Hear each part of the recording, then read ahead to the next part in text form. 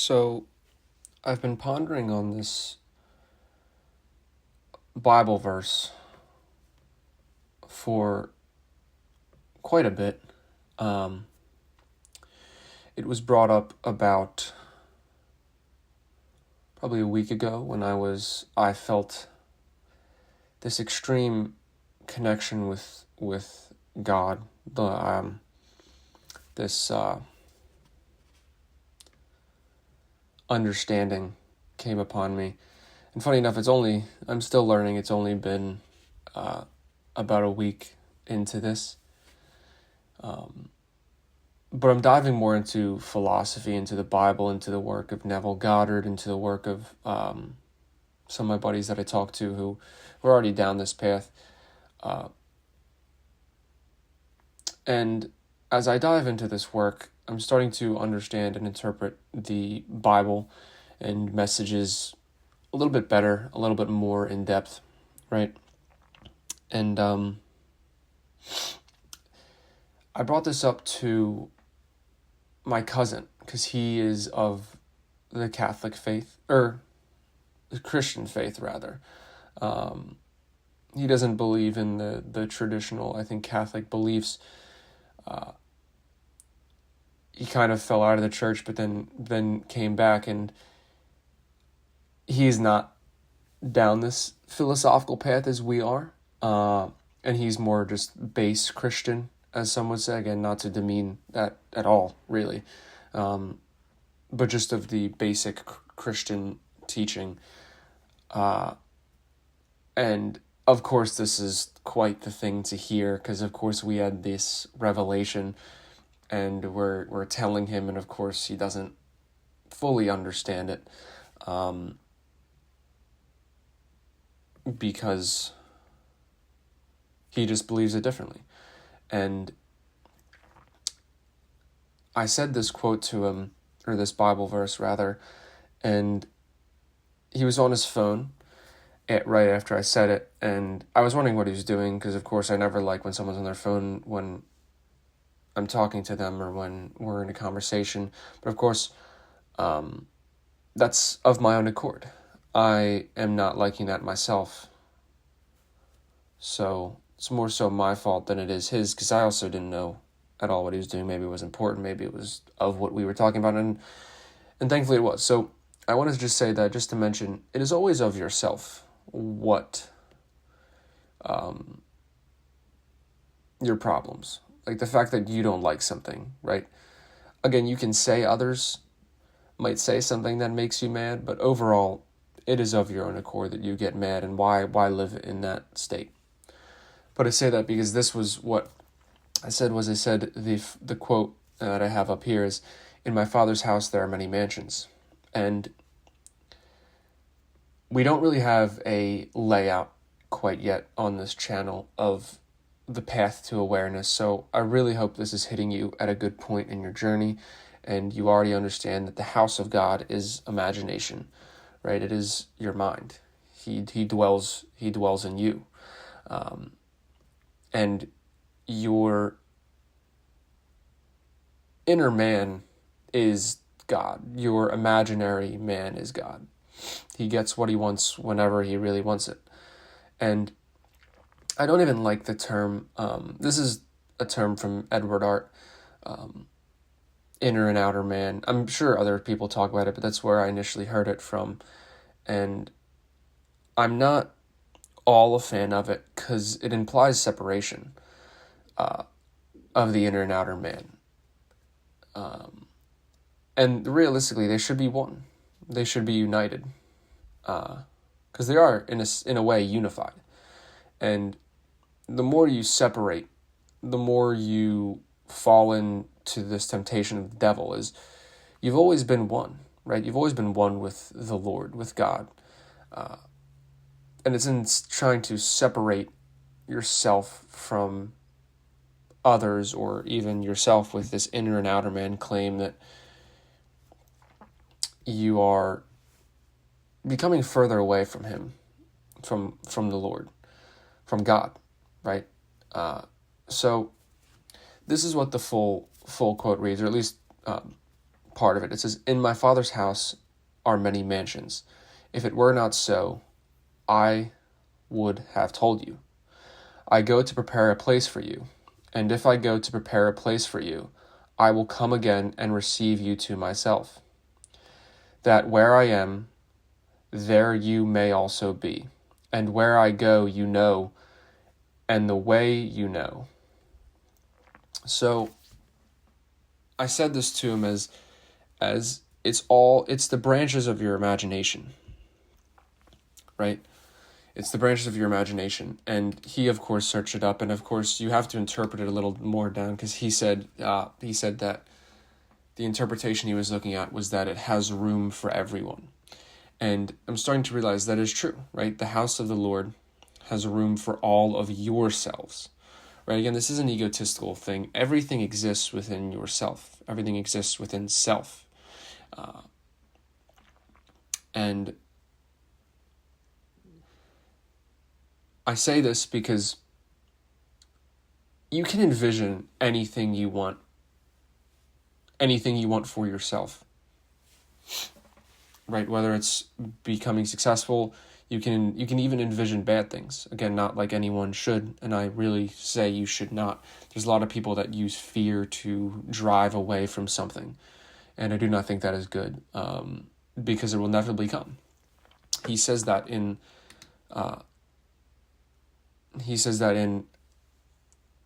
I go to prepare a place for you.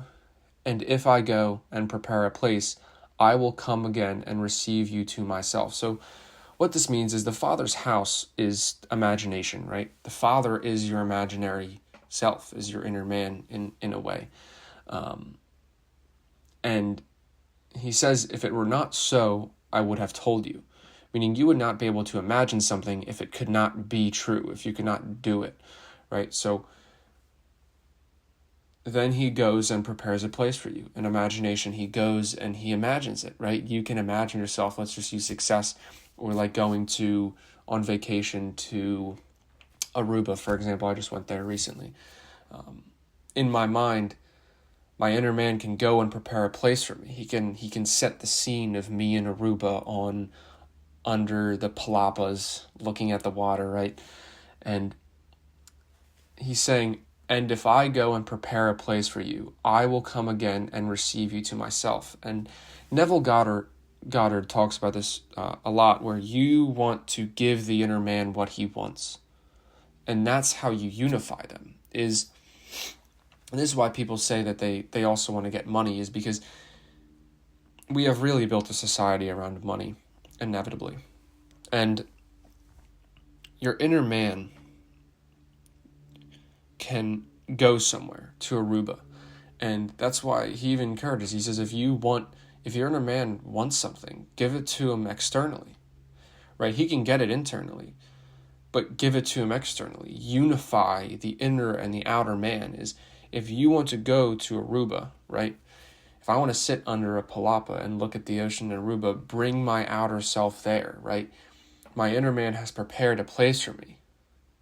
Yet he, my inner man, will come again and receive me to myself, you to myself, as he says, is you will be unified with him, because that is what he prepared. That is what he prepared for you. He prepared a place of you in Aruba. You are envisioning it. It is a place he's preparing. And that is your outer man unifying with him when you go there in the 3D world. And he says, where I am, there you may also be. So it's unifying the inner and the outer man. There should never be a separation between these, because when you realize they are one, just as you are one with the Lord, with God, there's no duality, right? Evil can only exist when there's good, but good can exist alone, right? Just as the outer man can only exist if there's an inner man, but the inner man can exist alone.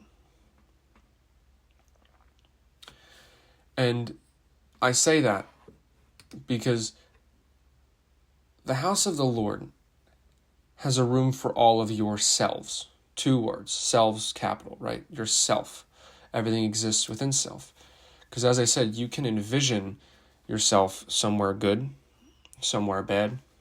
You can envision anything within your mind, but that doesn't mean you should, right? Again, it's not necessarily bad. Like, you can fall into temptation and envision something bad.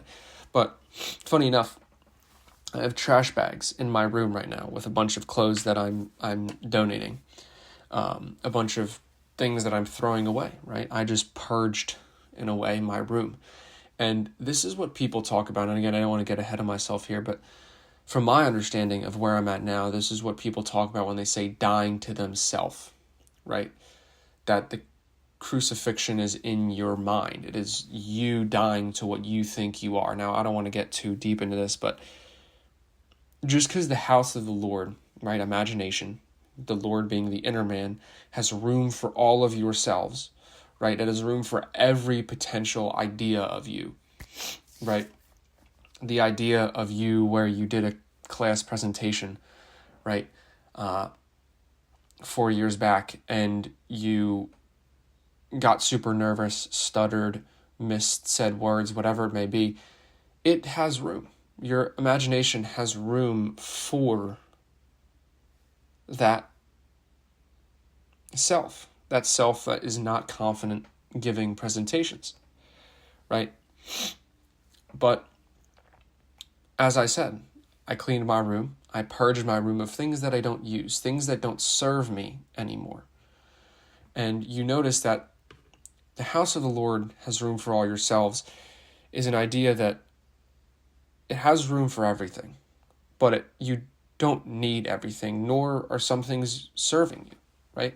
Purge your mind of those that don't serve you, right? There's an amazing story that Neville talks about in the 5 lessons, I believe, of the man in, and forgive me, it's been a minute since I've read it, so I don't know if I know it fully, but the concept is there's a man in a cemetery. He is hiding behind the tombstones, and Christ is the Savior. Jesus is the Lord and Savior of the story. And you're hiding in the dead past. The past is done, right? The past is done. There's no reason to be worried about it, right? So stop hiding in the dead past. Don't resurrect the dead past. If you, for example, the presentation thing, I think that's a thing a lot of people have, is getting nervous at a presentation or messing up or whatever it is. Don't resurrect that. You are in full control to almost die to that version of yourself, the self that isn't confident. That will haunt your mind for the rest of your life unless you die to it. So it's always been up to you. No one else is going to help you fix yourself, right? And it's almost understanding that you dictate what you believe. You dictate how the rest of your life will go. So put into your mind that this dead past that Jesus saved, so he saved the man, right? He told the man to get up and leave the cemetery, leave the dead past. It is dead. There's no reason to resurrect. You're always a new person, right? So that next time you go to do a presentation, for example, you don't need to resurrect that dead self where they're nervous, they're not confident. Don't resurrect it. You're a new person, right? It's the dead past. Only live now. Only live presently. So, as I said, the Lord's house has room for all yourselves, but that doesn't mean it should have room for every version of yourself, because certain selves don't serve you. Certain selves will only bring you down, right? Like the self there is for doubt. Satan can only exist if God exists, but God can exist without Satan. So there might be a Satan, a version of yourself that doubts or fears or thinks you're nervous or not confident or shy or whatever it may be. and it doesn't serve you. So that's the self that you don't want in your mind. You want to release and let go of, right? Now, this is where you start to die to yourselves, right? And I don't want to talk too much because I'm not even here at my journey yet. But as I said, certain things don't serve you. So purge your mind, as I said that I did with my room, throwing out things that don't serve you, that you don't use anymore, things that don't help, right? Go in your mind. Find those things in the dead past, right? Even the things that you're imagining now. Maybe you're imagining a life that you don't want because someone imposed it on you, or something of that accord, right? And stop it. Kill it in its tracks in a way, right? Because that's not what you want. In your mind, you can do anything. Your life can go however you want it to. And you're envisioning one that is bad. And again, as he said, he prepares a place. So if you envision a bad life, your inner man is preparing that place through imagination. And he will come, right? As it says, I will come again and receive you to myself. So as he prepares a place, you will approach that place in the 3D. So don't envision bad things for yourself, right? Maybe I'll make a whole nother video about the dead past thing, because maybe that was a little ahead of this. But when you envision things that you want, right? Envision where you want your life to go, not where you don't want it to go. Because your inner man will come again and receive you to himself. He has prepared a place for you. So if you prepared a place in Aruba, and your inner man will come again and receive you to himself, your inner man will come again and receive your external man, your outer man, to himself. So your outer man will be in Aruba. Or you could take it the other way. Envision yourself in a place you do not want to be. And your inner man will come again and receive you unto himself. You will be in a place that you do not want to be, so don't even envision it. Don't envision anything bad upon yourself.